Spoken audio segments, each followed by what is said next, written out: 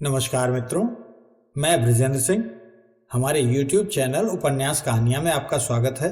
आप सुन रहे हैं श्री लाल शुक्ल का प्रसिद्ध उपन्यास राग दरबारी का भाग 3।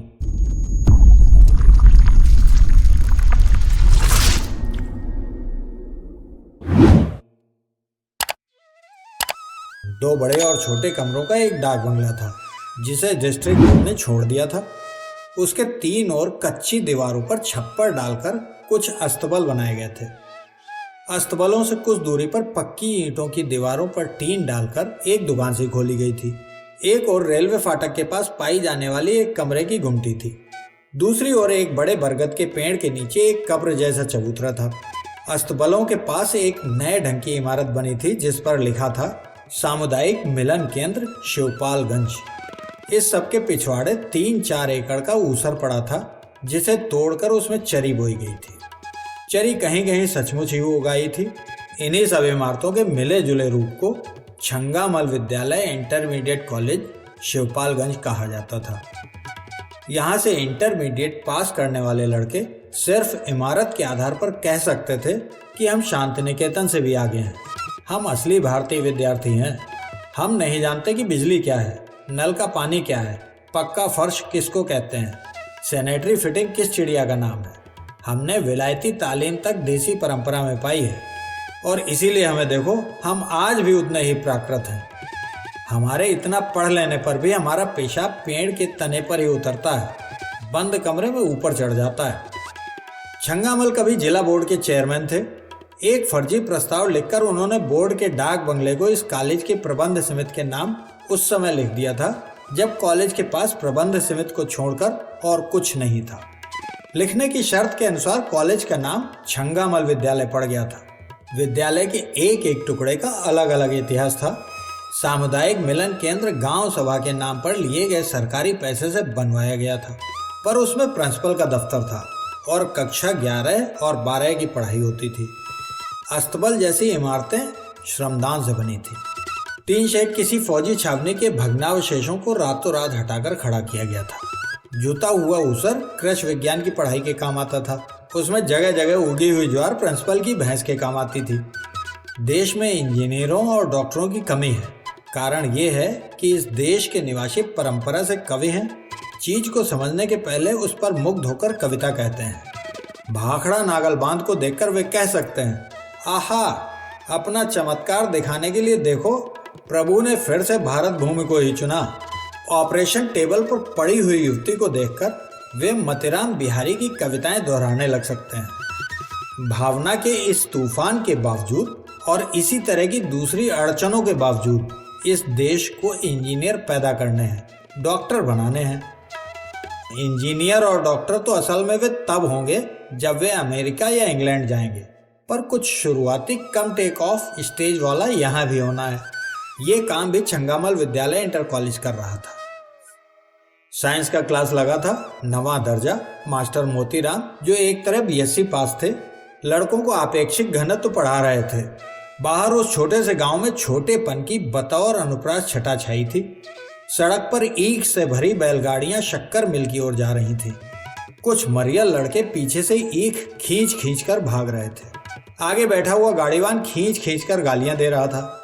गालियों का मौलिक महत्व आवाज की ऊंचाई में है, इसलिए गालियां और जवाबी गालियां एक दूसरे को ऊंचाई पर काट रही थी और दर्जे में खिड़की के रास्ते घुसकर पार्श्व संगीत का काम कर रही थी। लड़के नाटक का मजा ले रहे थे, साइंस पढ़ रहे थे। एक लड़के ने कहा, मास्टर साहब, आपेक्षिक घनत्व किसे कहते हैं? वे बोले, आपेक्षिक घनत्व माने रिलेटिव डेंसिटी। एक दूसरे लड़के ने कहा, अब आप देखिए, साइंस नहीं अंग्रेजी पढ़ा रहे हैं। वे बोले, साइंस साला अंग्रेजी के बिना कैसे आ सकता है? लड़कों ने जवाब में हंसना शुरू कर दिया। हंसी का कारण हिंदी अंग्रेजी की बहस नहीं, साला का मुहावरेदार प्रयोग था। वे बोले, ये हंसी की बात नहीं है। लड़कों को यकीन न हुआ, वे और जोर से हंसे। इस पर मास्टर मोतीराम खुद उन्हीं के साथ हंसने लगे। लड़के चुप हो गए। उन्होंने लड़कों को माफ कर दिया। बोले, रिलेटिव डेंसिटी नहीं समझते हो तो आपेक्षिक घनत्व को यूं दूसरी तरकीब से समझो। आपेक्षिक माने किसी के मुकाबले का, मान लो तुमने एक आटा चक्की खोल रखी है और तुम्हारे पड़ोस में तुम्हारे पड़ोसी ने दूसरी आटा चक्की खोल रखी है। तुम महीने में उससे 500 रुपये पैदा करते हो और तुम्हारा पड़ोसी 400, तो तुम्हें उसके मुकाबले ज़्यादा फायदा हुआ। इसे साइंस की भाषा में कह सकते हैं कि तुम्हारा अपेक्षित लाभ ज़्यादा है। समझ गए? एक लड़का बोला, समझ तो गया मास्टर साहब, पर पूरी बात शुरू से ही गलत है। आटा चक्की से इस गांव में कोई भी 500 रुपया महीना नहीं पैदा कर सकता। मास्टर मोतीराम ने मेज पर हाथ पटक कर कहा, क्यों नहीं कर सकता? करने वाला क्या नहीं कर सकता? लड़का इस बात से और बात करने की कला से प्रभावित नहीं हुआ। बोला, कुछ नहीं कर सकता। हमारे चाचा की चक्की धक्का-पेल चलती है, पर मुश्किल से 200 रुपया महीना पैदा होता है। कौन है तुम्हारा चाचा? मास्टर मोतीराम की आवाज़ जैसे पसीने से तर हो गई। उन्होंने उस लड़के को ध्यान से देखते हुए पूछा, तुम उस बेईमान मुन्नू के भतीजे तो नहीं हो? लड़के ने अपने अभिमान को छिपाने की कोशिश नहीं की, लापरवाही से बोला, और नहीं तो क्या। बेईमान मुन्नू बड़े ही बाइज्जत आदमी थे। अंग्रेजों में जिनके गुलाबों में शायद ही कोई खुशबू हो। एक कहावत है, गुलाब को किसी भी नाम से पुकारो वो वैसा ही खुशबूदार बना रहेगा। वैसे ही उन्हें भी किसी भी नाम से क्यों ना पुकारा जाए। बेईमान मुन्नू उसी तरह इत्मीनान से आटा चक्की चलाते थे, पैसा कमाते थे, बाइज्जत आदमी थे। वैसे बेईमान मुन्नू ने यह नाम खुद नहीं कमाया था, ये उन्हें विरासत में मिला था। बचपन से उनके बापू उन्हें प्यार के मारे बेईमान कहते थे, माँ उन्हें प्यार के मारे मुन्नू कहती थी। पूरा गांव अब उन्हें बेईमान मुन्नू कहता था। वे इस नाम को उसी सरलता से स्वीकार कर चुके थे जैसे हमने जेवी कृपालिनी के लिए आचार्य जी, JL नेहरू के लिए पंडित जी या MK गांधी के लिए महात्मा जी बतौर नाम स्वीकार कर लिया है। मास्टर मोतीराम बेईमान मुन्नू के भतीजे को थोड़ी देर तक घूरते रहे, फिर उन्होंने सांस खींचकर कहा, जाने दो। उन्होंने खुली हुई किताब पर निगाह गड़ा दी। जब उन्होंने निगाह उठाई तो देखा लड़कों की निगाहें उनकी ओर पहले से ही उठी थीं। उन्होंने कहा, क्या बात है? एक लड़का बोला, तो यही तय रहा कि आटा चक्की से महीने में 500 रुपया नहीं पैदा किया जा सकता। कौन कहता है? मास्टर साहब बोले, मैंने खुद आटा चक्की से 700 रुपये एक महीने में खींचा है, पर बेईमान मुन्नू की वजह से सब चौपट होता जा रहा है। बेईमान मुन्नू के भतीजे ने शालीनता से कहा, इसका अफसोस है क्या मास्टर साहब, ये तो व्यापार है, कभी चित्त कभी पट, कंपटीशन में ऐसा ही होता है। ईमानदार और बेईमान का क्या कंपटीशन, क्या बकते हो? मास्टर मोतीराम ने डबट कर कहा। तब तक कॉलेज का चपरासी उनके सामने एक नोटिस लेकर खड़ा हो गया। नोटिस पढ़ते पढ़ते उन्होंने कहा, जिसे देखो मुआयना करने चला आ रहा है। पढ़ाने वाला अकेला, मुआयना करने वाले 10-10। एक लड़के ने कहा, बड़ी खराब बात है। वे चौंक कर क्लास की ओर देखने लगे। बोले, ये कौन बोला?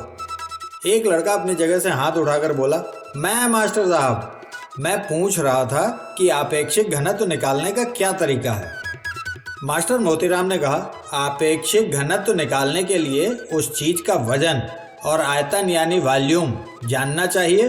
उसके बाद आपेक्षिक घनत्व निकालने का तरीका जानना चाहिए। जहाँ तक तरीके की बात है, हर चीज के 2 तरीके होते हैं, एक सही तरीका, एक गलत तरीका।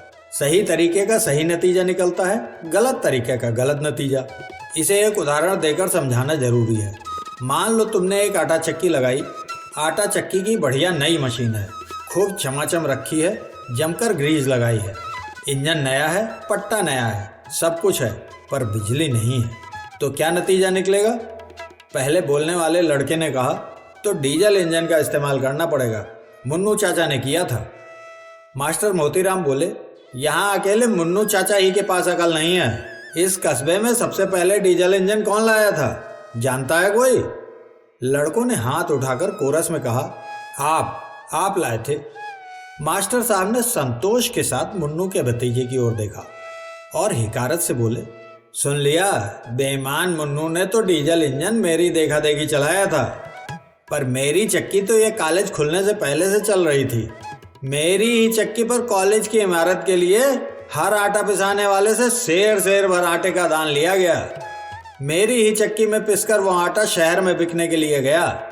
मेरी ही चक्की पर कॉलेज की इमारत का नक्शा बना और मैनेजर काका ने कहा कि मोती, कॉलेज में तुम रहोगे तो मास्टर ही, पर असली प्रिंसिपल ही तुम ही करोगे।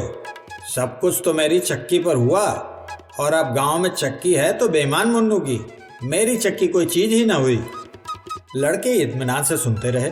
ये बात वे पहले भी सुन चुके थे और किसी भी समय सुनने के लिए तैयार रहते थे। उन पर कोई खास असर नहीं पड़ा।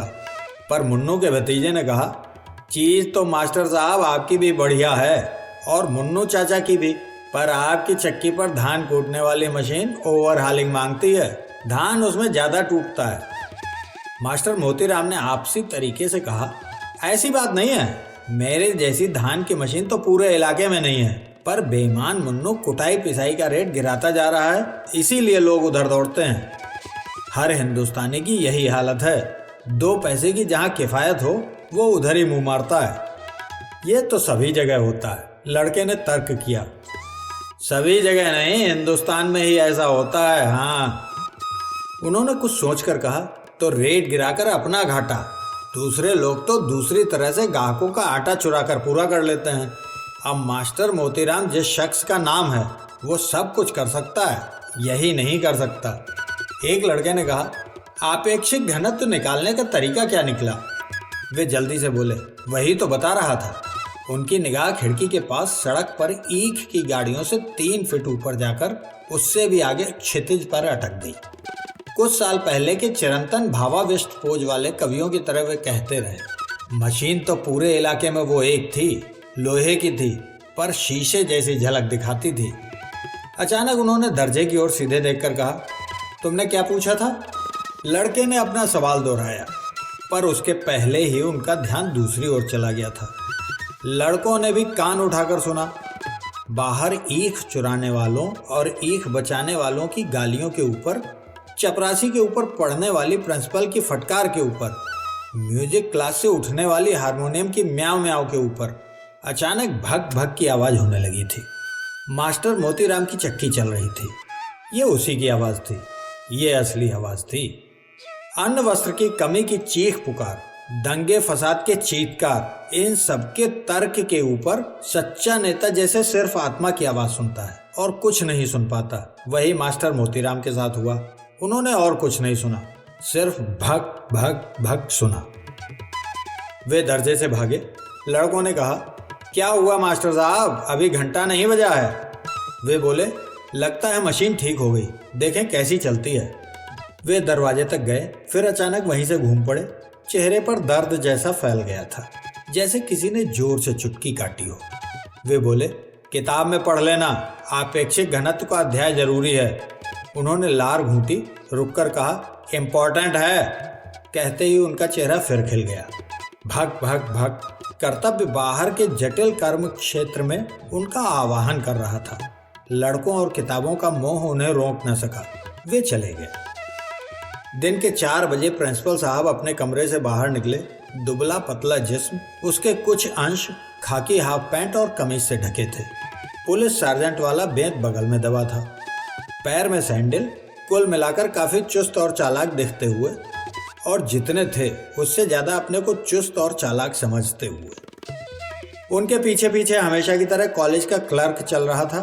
प्रिंसिपल साहब की उससे गहरी दोस्ती थी। वे दोनों मास्टर मोतीराम के दर्जे के पास से निकले। दर्जा अस्तबल नुमा इमारत में लगा था। दूर ही से दिख गया कि उसमें कोई मास्टर नहीं है। एक लड़का नीचे से जांघ तक फटा हुआ पैजामा पहने मास्टर की मेज पर बैठा हुआ रो रहा था। प्रिंसिपल को पास से गुजरता देख और जोर से रोने लगा। उन्होंने पूछा, क्या बात है, मास्टर साहब कहाँ गए? वह लड़का अब खड़ा होकर रोने लगा। एक दूसरे लड़के ने कहा, यह मास्टर मोतीराम का क्लास है। फिर प्रिंसिपल को बताने की जरूरत नहीं पड़ी कि मास्टर साहब कहाँ गए। क्लर्क ने कहा, सेकंड हैंड मशीन 24 घंटे की निगरानी मांगती है। कितनी बार मास्टर मोतीराम से कहा कि बेच दो इस आटा चक्की को, पर कुछ समझते ही नहीं है। मैं खुद एक बार 1500 रुपया देने को तैयार था। प्रिंसिपल साहब ने क्लर्क से कहा, छोड़ो इस बात को, उधर के दर्जे से मालवी को बुला लाओ। क्लर्क ने एक लड़के से कहा, जाओ उधर के दर्जे से मालवी को बुला लाओ। थोड़ी देर में एक भला सा दिखने वाला नौजवान आता हुआ नजर आया। प्रिंसिपल साहब ने उसे दूर से देखते ही चिल्लाकर कहा, भाई मालवी, ये क्लास भी देख लेना। मालवी नजदीक आकर छप्पर का एक बांस पकड़कर खड़ा हो गया और बोला, एक ही पीरियड में 2 क्लास कैसे ले सकूंगा? रोने वाला लड़का रो रहा था। क्लास के पीछे कुछ लड़के जोर जोर से हंस रहे थे। बाकी इन लोगों के पास कुछ इस तरह भीड़ की शक्ल में खड़े हो गए थे जैसे चौराहे पर एक्सीडेंट हो गया हो। प्रिंसिपल साहब ने आवाज तेज करके कहा, ज्यादा कानून न छांटो। जब से तुम खन्ना के साथ उठने बैठने लगे हो तुम्हें हर काम में दिक्कत मालूम होती है।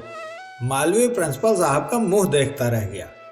क्लर्क ने कहा, सरकारी बस वाला हिसाब लगाओ मालवी। एक बस बिगड़ जाती है तो सब सवारियां पीछे आने वाली दूसरी बस में बैठा दी जाती हैं। इन लड़कों को भी वैसे ही अपने दर्जे में ले जाकर बैठा लो। उसने बहुत मीठी आवाज में कहा, पर यह तो नवा दर्जा है, मैं वहां 7वें को पढ़ा रहा हूं। प्रिंसिपल साहब की गर्दन मुड़ गई। समझने वाले समझ गए कि अब उनके हाथ हाफ पैंट की जेबों में चले जाएंगे और वे चीखेंगे। वही हुआ। वे बोले, मैं सब समझता हूं, तुम भी खन्ना की तरह बहस करने लगे हो। मैं 7वें और 9वें का फर्क समझता हूं। हमका प्रिंसिपल ही करे न सिखा भैया। जाउन हुकुम है तौन चुप्पे केरी आउट कराओ, समझे हो कि नहीं। प्रिंसिपल साहब पास के ही गांव के रहने वाले थे। दूर दूर के इलाकों में वे अपने 2 गुणों के लिए विख्यात थे। एक तो खर्च का फर्जी नक्शा बनाकर कॉलेज के लिए ज्यादा से ज्यादा सरकारी पैसा खींचने के लिए, दूसरे गुस्से की चरम दशा में स्थानीय अवधी बोली का इस्तेमाल करने के लिए। जब वे फर्जी नक्शा बनाते थे तो बड़े से बड़ा ऑडिटर भी उसमें कलम न लगा सकता था। जब वे अवधि बोलने लगते थे तो बड़े से बड़ा तर्कशास्त्री भी उनकी बात का जवाब न दे सकता था। मालवी सिर झुकाकर वापस चला गया। प्रिंसिपल साहब ने फटे पैजामे वाले लड़के की पीठ पर एक बेंच झाड़कर कहा, जाओ उसी दर्जे में जाकर सब लोग चुपचाप बैठो। जरा भी सांस ली तो खाल खींच लूंगा। लड़कों के चले जाने पर क्लर्क ने मुस्कुराकर कहा, चलिए आप खन्ना मास्टर का भी नज़ारा देख लें। खन्ना मास्टर का असली नाम खन्ना था। वैसे ही जैसे तिलक, पटेल, गांधी, नेहरू आदि हमारे यहाँ जाति के नहीं बल्कि व्यक्ति के नाम है। इस देश में जाति प्रथा को खत्म करने की यही एक सीधी सी तरकीब है। जाति से उसका नाम छीनकर उसे किसी आदमी का नाम बना देने से जाति के पास और कुछ नहीं रह जाता, वह अपने आप खत्म हो जाती है। खन्ना मास्टर इतिहास के लेक्चरार थे, पर इस वक्त इंटरमीडिएट के एक दर्जे में अंग्रेजी पढ़ा रहे थे। वे दांत पीस कर कह रहे थे, हिंदी में तो बड़ी बड़ी प्रेम कहानियां लिखा करते हो, पर अंग्रेजी में कोई जवाब देते हुए मुंह घोड़े जैसा लटक जाता है। एक लड़का दर्जे में सिर लटकाए खड़ा था। वैसे तो घी दूध की कमी और खेल कूद की तंगी से हर औसत विद्यार्थी मरियल घोड़े जैसा दिखता है, पर इस लड़के के मुंह की बनावट कुछ ऐसी थी कि बात इसी पर चिपक कर रह गई थी। दर्जे के लड़के जोर से हंसे। खन्ना मास्टर ने अंग्रेजी में पूछा, बोलो मेटाफर का क्या अर्थ है। लड़का वैसा ही खड़ा रहा। कुछ दिन पहले इस देश में ये शोर मचा था कि अपढ़ आदमी बिना सींग पूंछ का जानवर होता है। उस हल्ले में अपढ़ आदमियों के बहुत से लड़कों ने देहात में हल और कुदालें छोड़ दी और स्कूलों पर हमला बोल दिया। हजारों की तादाद में आए हुए ये लड़के स्कूलों, कॉलेजों, यूनिवर्सिटियों को बुरी तरह से घेरे हुए थे। शिक्षा के मैदान में भंभड़ मचा हुआ था। अब कोई यह प्रचार करता हुआ नहीं दिख पड़ता था कि अपढ़ आदमी जानवर की तरह है, बल्कि दबी जबान से यह कहा जाने लगा था कि ऊंची तालीम उन्हीं को लेनी चाहिए जो उसके लायक हों। इसके लिए स्क्रीनिंग होनी चाहिए। इस तरह से घुमा फिराकर इन देहाती लड़कों को फिर से हल्की मूठ पकड़ाकर खेत में छोड़ देने की राय दी जा रही थी। पर हर साल फेल होकर दर्जे में सब तरह की डांट फटकार झेलकर और खेती की महिमा पर नेताओं की निर्झरपंथी व्याख्यान सुनकर भी वे लड़के हल और कुदाल की दुनिया में वापस जाने को तैयार न थे। वे कन खजूरे की तरह स्कूल से चिपके हुए थे और किसी भी कीमत पर उससे चिपके रहना चाहते थे। घोड़े का मुंह वाला यह लड़का भी इसी भीड़ का एक अंग था। दर्जे में उसे घुमा फिराकर रोज रोज बताया जाता था कि जाओ बेटा, जाकर अपनी भैंस दुहो और बैल की पूंछ उमेटो। शेली और कीट्स तुम्हारे लिए नहीं है। पर बेटा अपने बाप से कई शताब्दी आगे निकल चुका था और इन इशारों को समझने के लिए तैयार नहीं था।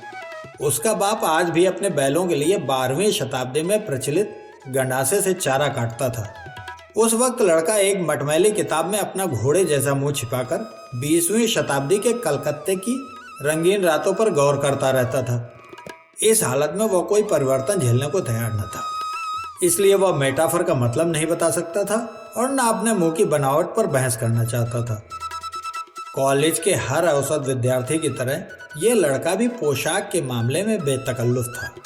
इस वक्त वह नंगे पांव एक ऐसे धारीदार कपड़े का मैला पैजामा पहने हुए खड़ा था जिसे शहर वाले प्रायः स्लीपिंग सूट के लिए इस्तेमाल करते हैं। वह गहरे कत्थई रंग की मोटी कमीज पहने था जिसके बटन टूटे थे। सिर पर रूखे और कड़े बाल थे, चेहरा बिना धुला हुआ और आंखें गिचपिची थी। देखते ही लगता था वो किसी प्रोपेगेंडा के चक्कर में फंसकर कॉलेज की ओर भाग आया है। लड़के ने पिछले साल किसी शक्ति पत्रिका से एक प्रेम कथा नकल करके अपने नाम से कॉलेज की पत्रिका में छपा दी थी। मास्टर खन्ना उसकी इस ख्याति पर कीचड़ उछाल रहे थे। उन्होंने आवाज बदल कर कहा, कहानीकार जी कुछ बोलिए तो, मेटाफर क्या चीज होती है? लड़के ने अपनी जांघें खुजलानी शुरू कर दी। मुंह को कई बार टेढ़ा मेढ़ा करके वो आखिर में बोला, जैसे महादेवी जी की कविता में वेदना का मेटाफर आता है। खन्ना मास्टर ने कड़क कर कहा, शट अप, ये अंग्रेजी की क्लास है। लड़के ने जांघें खुजलानी बंद कर दी। वे खाकी पतलून और नीले रंग का बुशर्ट पहने थे और आंखों पर सिर्फ चुस्त दिखने के लिए काला चश्मा लगाए थे। कुर्सी के पास से निकलकर वे मेज के आगे आ गए। अपने कूल्हे का एक संक्षिप्त भाग उन्होंने मेज से टिका लिया। लड़के को वे कुछ और कहने जा रहे थे, तभी उन्होंने क्लास के पिछले दरवाजे पर प्रिंसिपल साहब को घूरते हुए पाया। उन्हें बरामदे में खड़े हुए क्लर्क का कंधा भर देख पड़ा। वे मेज का सहारा छोड़कर सीधे खड़े हो गए और बोले, जी शैली की एक कविता पढ़ा रहा था। प्रिंसिपल ने एक शब्द पर दूसरा शब्द लुढ़काते हुए तेजी से कहा, पर आपकी बात सुन कौन रहा है? ये लोग तो तस्वीरें देख रहे हैं। वे कमरे के अंदर आ गए। बारी बारी से दो लड़कों की पीठ में उन्होंने अपना भेद चुभोया। एक गंदे पैजामे, बुशर्ट और तेल बहाते हुए बालों वाला चीकटदार लड़का था। दूसरा घुटे सिर, कमीज और अंडरवियर पहने हुए पहलवानी धचका। प्रिंसिपल साहब ने उनसे कहा, यही पढ़ाया जा रहा है? झुककर उन्होंने पहले लड़के की कुर्सी से एक पत्रिका उठा ली। यह सिनेमा का साहित्य था। एक पन्ना खोलकर उन्होंने हवा में घुमाया। लड़कों ने देखा किसी विलायती औरत के उरोज तस्वीर में फड़फड़ा रहे हैं। उन्होंने पत्रिका जमीन पर फेंक दी और चीखकर अवधि में बोले, यह पढ़ रहे हो? कमरे में सन्नाटा छा गया। महादेवी की वेदना का प्रेमी मौका ताककर चुपचाप अपनी सीट पर बैठ गया। प्रिंसिपल साहब ने क्लास के एक छोर से दूसरे छोर पर खड़े हुए खन्ना मास्टर को ललकार कर कहा, आपके दर्जे में डिसिप्लिन की यह हालत है? लड़के सिनेमा की पत्रिकाएं पढ़ते हैं और आप इसी बूते पर जोर डलवा रहे हैं कि आपको वाइस प्रिंसिपल बना दिया जाए। इसी तमीज से वाइस प्रिंसिपल ही कीजिएगा। भैया यह हाल रहा तो वाइस प्रिंसिपल ही तो अपने घर रही। पार साल की जुलाई माँ डगर डगर घूमे हो। कहते कहते अवधि के महाकवि गोस्वामी तुलसीदास की आत्मा उनके शरीर में एक ओर से घुसकर दूसरी ओर से निकल गई। वे फिर खड़ी बोली पर आ गए, पढ़ाई लिखाई में क्या रखा है? असली बात है डिसिप्लिन, समझे मास्टर साहब? यह कहकर प्रिंसिपल उमर खयाम के हीरो की तरह मैं पानी जैसा आया था और आंधी जैसा जाता हूँ की अदा से चल दिए। पीठ पीछे उन्हें खन्ना मास्टर की भुनभुनाहट सुनाई दी। वे कॉलेज के फाटक से बाहर निकले। सड़क पर पतलून कमीज पहने हुए एक आदमी आता हुआ दिख पड़ा। साइकिल पर था। पास से जाते जाते उसने प्रिंसिपल साहब को और प्रिंसिपल साहब ने उसे सलाम किया। उसके निकल जाने पर क्लर्क ने पूछा, ये कौन चिड़ीमार है? मलेरिया इंस्पेक्टर है, नया आया है, बीडीओ का भांजा लगता है, बड़ा फितरती है। मैं कुछ बोलता नहीं, सोचता हूँ कभी काम आएगा। क्लर्क ने कहा, आजकल ऐसे ही चिड़ीमारों से काम बनता है, कोई शरीफ आदमी तो कुछ करके देता ही नहीं। थोड़ी देर तक दोनों चुपचाप सड़क पर चलते रहे। प्रिंसिपल ने अपनी बात फिर शुरू की, हर आदमी से मेल जोल रखना जरूरी है। इस कॉलेज के पीछे गधे तक को बाप कहना पड़ता है। क्लर्क ने कहा, सो तो देख रहा हूँ, दिन भर आपको यही करते बीतता है। वे बोले, बताइए, मुझसे पहले भी यहाँ 5 प्रिंसिपल रह चुके हैं, कौनो बनवाए पावा इतनी बड़ी पक्की इमारत? वे प्रकृतिस्थ हुए। यहाँ सामुदायिक केंद्र बनवाना मेरा ही बूता था, है कि नहीं? क्लर्क ने सिर हिलाकर हाँ कहा। थोड़ी देर में वे चिंतापूर्वक बोले, मैं फिर इसी टिप्पस में हूँ कि कोई चंडूल फंसे तो इमारत के एक आध ब्लॉक और बनवा डाले जाएं। क्लर्क चुपचाप साथ साथ चलता रहा। अचानक ठिठक कर खड़ा हो गया। प्रिंसिपल साहब भी रुक गए। क्लर्क बोला, 2 इमारतें बनने वाली हैं। प्रिंसिपल ने उत्साह से गर्दन उठाकर कहा, कहाँ? एक तो अछूतों के लिए चमड़ा कमाने की इमारत बनेगी, घोड़ा डॉक्टर बता रहा था।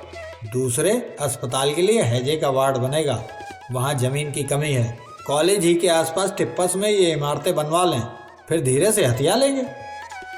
प्रिंसिपल साहब निराशा से सांस छोड़कर आगे चल पड़े। कहने लगे, मुझे पहले ही मालूम था इनमें टिप्पस नहीं बैठेगा। कुछ देर दोनों चुपचाप चलते रहे। सड़क के किनारे एक आदमी 2-4 मजदूरों को इकट्ठा करके उन पर बिगड़ रहा था। प्रिंसिपल साहब उनके पास खड़े हो गए। 2-4 मिनट उन्होंने समझने की कोशिश की कि वो आदमी क्यों बिगड़ रहा है। मजदूर गिड़गिड़ा रहे थे। प्रिंसिपल ने समझ लिया कि कोई खास बात नहीं है। मजदूर और ठेकेदार सिर्फ अपने रोज रोज के तरीकों का प्रदर्शन कर रहे हैं और बातचीत में झिझक पैदा हो गई है। उन्होंने आगे बढ़कर मजदूरों से कहा, जाओ रे, अपना अपना काम करो। ठेकेदार साहब से धोखाधड़ी की तो जूता पड़ेगा। मजदूरों ने प्रिंसिपल साहब की ओर कृतज्ञता से देखा। फुर्सत पाकर वे अपने अपने काम में लग गए। ठेकेदार ने प्रिंसिपल से आत्मीयता के साथ कहा, सब बेईमान हैं, जरा सी आंख लग जाए तो कान का मैल तक निकाल ले जाएं। ड्योढ़ी मजदूरी मांगते हैं और काम का नाम सुनकर कांखने लगते हैं। प्रिंसिपल साहब ने कहा, सब तरफ यही हाल है, हमारे यहाँ ये लीजिए। कोई मास्टर पढ़ाना थोड़े ही चाहता है। पीछे पड़ा रहता हूँ तब कहीं। वो आदमी ठठा कर हंसा। बोला, मुझे क्या बताते हैं, यही करता रहता हूँ, सब जानता हूँ। रुककर उसने पूछा, इधर कहाँ जा रहे थे? इसका जवाब क्लर्क ने दिया, वैद्य जी के यहाँ चेकों पर दस्तखत करना है, करा लाइए। उसने प्रिंसिपल को खिसकने का इशारा दिया। जब वे चल दिए तो उसने पूछा, और क्या हाल चाल हैं? प्रिंसिपल रुक गए। बोले, ठीक ही हैं, वही खन्ना वन्ना लिवर सिवर कर रहे हैं, आप लोगों के और मेरे खिलाफ प्रोपेगंडा करते घूम रहे हैं। उसने जोर से कहा, आप फिक्र न कीजिए, ठाठ से प्रिंसिपल ही किए जाइए। उनको बता दीजिए कि प्रोपेगंडा का जवाब है डंडा। कह दीजिए कि यह शिवपालगंज है, ऊंचा नीचा देख कर चलें। प्रिंसिपल साहब आगे बढ़ गए तो क्लर्क बोला, ठेकेदार साहब को भी कॉलेज कमेटी का मेंबर बनवा लीजिए, काम आएंगे। प्रिंसिपल साहब सोचते रहे। क्लर्क ने कहा, 4 साल पहले की तारीख में संरक्षक वाली रसीद काट देंगे। प्रबंधक कमेटी में भी इनका होना जरूरी है, तब ठीक रहेगा। प्रिंसिपल साहब ने तत्काल कोई जवाब नहीं दिया। कुछ रुककर बोले, वैद्य जी से बात की जाएगी। ये ऊंची पॉलिटिक्स की बातें हैं, हमारे तुम्हारे कहने से क्या होगा। एक दूसरा आदमी साइकिल पर जाता हुआ दिखा।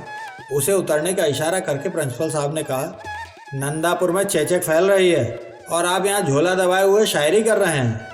उसने हाथ जोड़कर पूछा, कब से? मुझे तो कोई इत्तला नहीं है। प्रिंसिपल साहब ने भौहें टेढ़ी करके कहा, तुम्हें शहर से फुर्सत मिले तब तो इत्तला हो। चुपचाप वहाँ जाकर टीके लगाओ, नहीं तो शिकायत हो जाएगी, कान पकड़कर निकाल दिए जाओगे, ये टेरी लेन की बुशर्ट रखी रह जाएगी। वो आदमी घिघियाता हुआ आगे बढ़ गया। प्रिंसिपल साहब क्लर्क से बोले, ये यहाँ पब्लिक हेल्थ के एडीओ हैं, जिसकी दुम में अफसर जुड़ गया समझ लो अपने को अफलातून समझने लगा। ये भी न जाने अपने को क्या लगाते हैं, राह से निकल जाते हैं, पहचानते तक नहीं। मैंने भी सोचा बेटा को झाड़ दिया जाए। क्लर्क ने कहा, मैं जानता हूँ ये भी एक ही चिड़ी मार है।